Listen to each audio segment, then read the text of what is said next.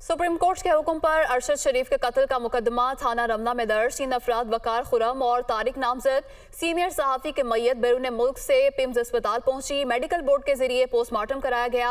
मौत आतिशी असलहे की फायरिंग से हुई। पुलिस की मुद्दत में दर्ज FIR का ये मतन है। इसी पर बात करेंगे। नुमाइंदा दुनिया न्यूज आमिर सईद अब्बासी हमारे साथ मौजूद हैं। जी आमिर, बताइएगा इस हवाले से आपके पास क्या तफसीलात हैं?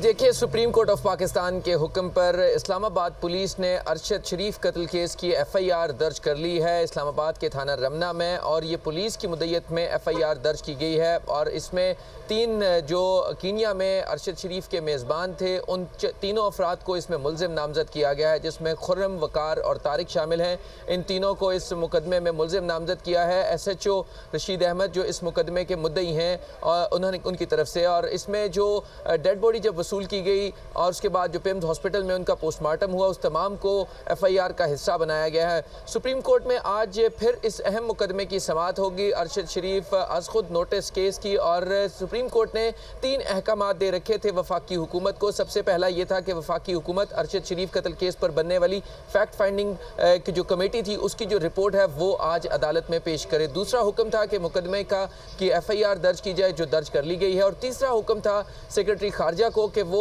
अब तक होने वाली जो पेशरफ्त है सफारती सतह के ऊपर, कीनिया के साथ क्या खतो किताबत हुई, कीनिया में अरशद शरीफ कत्ल केस की तहकीकात कहाँ पर पहुँची हैं और कीनियन अथॉरिटीज़ ने अब तक क्या कार्रवाई की है, इस हवाले से सेक्रेटरी खारजा को रिपोर्ट पेश करने की हदायत की गई थी। आज ये तीनों रिपोर्ट्स जो वफाकी हुकूमत है वो अदालत में पेश करेगी, और उसके बाद चीफ जस्टिस इस्लाम जी आमिर, बताइएगा आज कितने बजे समाअत शुरू होने का इम्कान है?